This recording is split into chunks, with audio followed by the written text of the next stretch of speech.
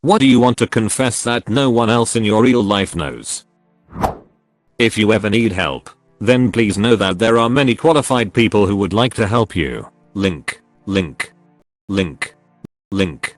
UK. Link. AU. There are crisis services worldwide that are trained to provide support. They are designed to give temporary relief from feelings that are overwhelming you, and while they are unlikely to fix any underlying problems, can help you get through a tough hour-night week. Chat services are usually available on these sites. In the US, calling 211 or going to their website is a free referral. Source: they have providers who will see you regardless of your ability to pay. Just as you would see a doctor when you are sick, you deserve to take care of your mental health. I'm half terminal cancer, and I'm tired of the side effects of the treatments and the pain the cancer is causing. I really want to just die and get it over with, but my wife and 2 daughters would be devastated if I stop fighting. Have you expressed to them how you truly feel? I have. We have medical assistance in dying here in Canada, and they know I plan to use it. Thing is, I lost my father when I was quite young and know how devastating it is. And I can't bear to do that to my children until I hit the point where I'm hospitalized. My dad did the same thing when he had cancer. My family and I got to say our goodbyes, and then the nurse started the procedure to end his life. That day was a good day for everyone. My dad's suffering ended and nobody had to worry about him anymore. I could ramble for days about this, but to make a long story short, I wish my dad would have ended his life much sooner. He was in so much pain for months, all while knowing that death was the only way out.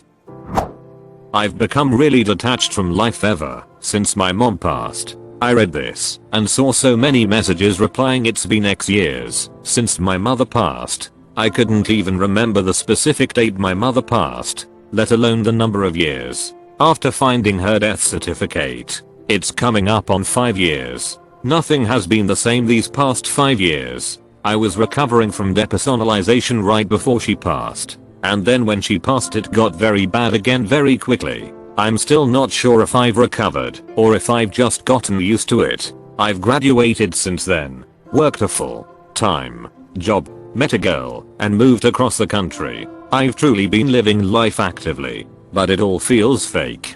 Feels like a weird ducking dream. I ducking miss my mom. How the duck can this life be real without her? Wow. I'm only 18, and I lost my mother early this March. But I feel like I'm in a position that's similar. I'm currently in school, and there's not a day that goes by that I wish I could have my mom go to my graduation, drop me off at college, celebrate my birthday, etc. I miss her so ducking much. I don't know how I'm going to figure out life without her. Hey man, I lost my old man when I was 19. I'm 37 now, and I often think about him. What scares me the most is forgetting him and the memories. But they stay with you. They emerge at random and have always left me feeling grateful. It was very hard when I had my own sons and when the questions were asked, but it does get easier with time. Make sure you fill the gap in your life with healthy pursuits, and always try and remember to ask yourself what she would want for you. I hope you know she would want you to do well in your life and see success in all your pursuits. She will always be behind you. I cried over bell peppers today. I always made my dad stuffed orange bell peppers on Halloween. I would cut the little jack-o'-lantern faces out and everything. He's been dead for 3 years, but today for a second in the grocery store I thought, oh that's right, I need orange bell peppers. Those random thoughts are the worst. I always have a moment's hesitation planning anything on Friday mornings, because that's the day my grandfather has a respite carer and my grandma has a few hours off. They passed 4.5 and 5 years ago. Big hugs to you today. I have to tell myself that I'm a lot happier than I actually am every day. How lost and hurt I really am. It's easier to hide it all and pretend everything is getting better. Me too. I'm grateful for what I have, but most nights I cry myself to sleep because I'm always alone. Stuck at a dead-end job. Exhausted from trying to improve every aspect of my life without results, and just tired of pretending. At least it helps to know that I'm not the only one feeling lost right now. Compassion fatigue is slowly killing me. I'm so tired. I love my friends and family deeply, but I need a break from being the shoulder to cry on for a while. Pro tip: tell them that. I've been in therapy, my thing, to confess, I guess for 9.5 months after I had a full mental emotional breakdown from dealing with everyone's problems for so long, but no one was ever there for me when I needed them. I snapped and couldn't take it anymore. It's fine to love your family and friends and try to be there when they need you, but put your own mental health and just overall health first. I wish I had have done that long ago. I've tried so hard to not be my mom and not be like her that I started doing things she did and lying to myself and everyone around me, just like she does. 1 year of therapy down, and I'm trying really hard to put a stop to my bad patterns. I feel really lonely. Me too. I live alone with my dog, but sometimes it would be nice to talk to another person or just have company instead of doing everything alone. You can message me anytime you want. I'm always down to talk about stuff with people. Edit: thanks for the rewards. I don't really know what they do, haha, but I just wanna say that I know how it feels to not have anyone to talk to, and I would just say reach out to people because there's others who feel just as lonely who would want someone to talk to. I almost caused a car accident a few days ago because I zoned out and ran a red light. Even though nothing happened, I feel really guilty about it. Ugh, I did this once. Like you. Nothing happened. But every time I go through that intersection now I cringe and imagine how bad it could have been if there had been a car or a pedestrian. I got into an accident that was my fault over a year ago and totaled my car at the time, just me. No substances. Nobody else was involved, and it takes over my thoughts for a solid 30 seconds almost every time I drive a car nowadays. My wife cheated on me a few months back. She claims it was just one kiss and dirty texts, but who really knows the extent of her infidelity besides him and her? I was beyond stupid and ignored all warning signs. I have told no one, and it happened about 4 months ago. We are buying a house and have 2 kids. I initially forgave her and we worked on things. However, she and her sister are going on a cruise in November and I don't trust her at all. Duck my life. Book recommendation: tell me no lies. Basically, got to get the truth happening in a relationship or it's going to bite you hard in the end. That includes you being open about your trust situation, not just her being open about the fidelity situation. I feel like I'm incapable of love. I'm incapable of seeing a future for myself. I feel the same way. I told myself when I was younger that I don't want to live a day past 29. I'm 28 now and working a dead-end job in retail. I don't see myself ever making anything of myself. I realized something when I passed my expiration date, so to speak. You don't have to be anything. You're allowed to be a mote of dust and just enjoy floating in a sunbeam. Making something of yourself is exhausting. It's effort. It's even more effort than you're imagining it is. Being somebody is not for everybody. If your immediate needs are met, you're doing fine. Duck around and have fun, if not now, then when. If your immediate needs are not met, it's okay to put in just enough effort to ensure they are and then stop. And you're not lazy for living this way. And if you were lazy for living this way, does that even matter? A mote of dust floating in a sunbeam. Duck in poetry. I like it. Also, I love the username. I'm disturbed by how difficult it is to feel passion or motivation about anything in my present life. I've gone through years of higher education, internships, freelance work, and portfolio work and revisions, and I feel absolutely nothing for any of it, which disturbs me greatly. But I keep on the everything's great, and I'd love to lick your corporate boots face on because it's what is expected of me and anyone else looking for work. This also extends to my hobbies. Dramatic air quotes. Because honestly, I don't even love what I used to love or think I love anymore. And that also disturbs me an incredible amount. Too long didn't read. I don't remember the last time I felt any passion or motivation for anything in life. And that disturbs me a lot. I only wear a tie and jacket when I've been feeling really upset and fed up with life. That way I have at least one thing to brighten my day. I have been dressing up every day for more than 2 weeks now. My dad does that. There's no dress code at work, but these days he's always decked out. It makes him feel important. I dropped 3 courses not because I was failing academically, but because I was very close to killing myself. You put yourself first. You care more about yourself than you give yourself credit for. Stick with that.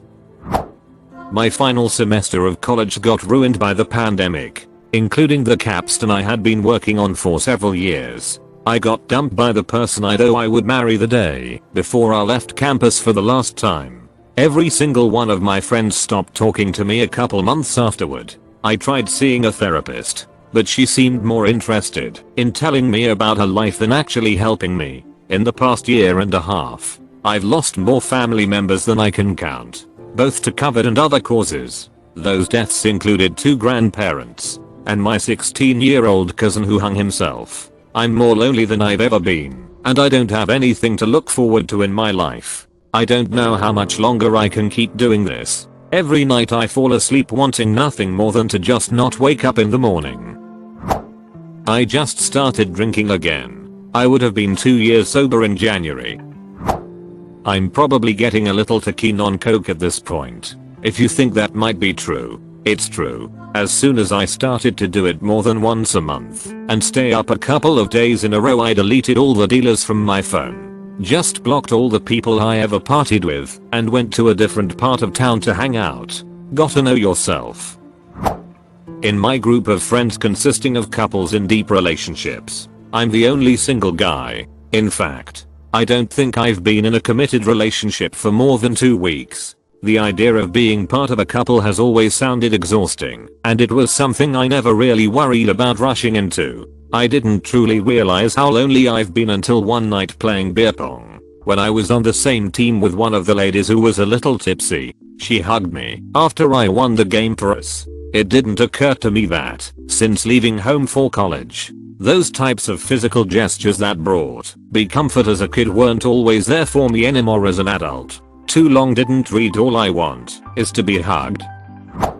1. I've never been and am not suicidal, but I fake being happy around other people most of the time. I do genuinely feel happy at times around certain people, but I'm anywhere from unhappy to plain miserable when I'm on my own around 90% of the time. I realized something was wrong when I thought about having a default emotion and realized sadness was it. I've been this way for at least 5 years and don't see it ending anytime soon, especially since 2. I fell in love with my best friend and can't tell them. We live in different states and have been much more distant for the past month or so, as they found a new fringe group in real life and started a relationship one of the members between them and classes. I guess they don't really have time to hang out with me anymore. It's like being hit twice. Once with watching a close friendship potentially fade away, and again with probably never being able to tell them how much they mean to me.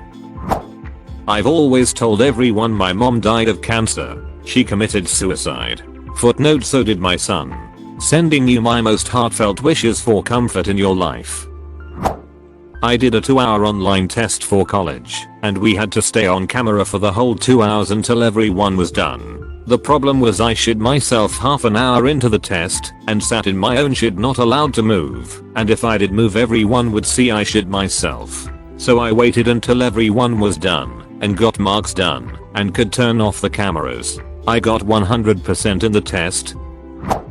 I haven't done a single assignment this semester. I haven't even gone to class. I don't know why I'm doing this. I have eaten food quantities that were listed as family sized in a single sitting many times. I've been passively suicidal for 7+ years now, and most days I wish I had a completely different life, because I don't want to live mine anymore. I just feel like I'm supposed to have died 7 years ago. I tear up a lot when I'm thinking about it too long. I love a lot of my life, but I can't imagine wanting to live it. That I'm not sure I actually care about anyone close to me nearly as much as they think I do, and that's okay, because I will care for them anyways. It's important to remember that people will think what they want to think. The only time they break from that is when our actions run in opposition to their ideas. This is why I'm content being a facade, backed by boundless futile rage and cynicism, because as long as I do the thing It doesn't matter who I really am to anyone but me, and I need that rage. It helps me get up in the morning.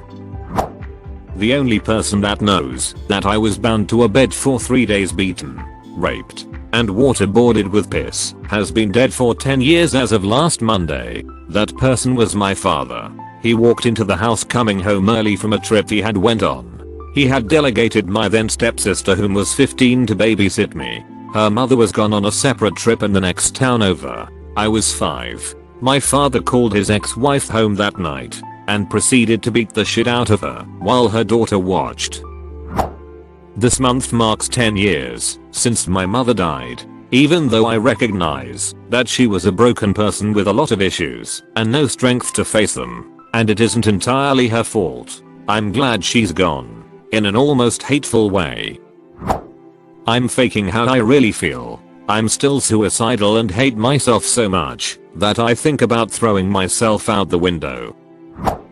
My local dive bar. I live 10 houses away from it, and if I ever get too drunk, I could literally crawl my way home. Anyway, right next to the bar is a mom and pop's Mexican restaurant, and for the last 36 days, I have eaten 3 tacos Americanas every night. I don't know if I have a taco fetish, but I have had tacos for dinner more than 1 out of 10 times this year. My drinking buddy knows about this, but no one else does. This is supposed to be secrets, not bragging.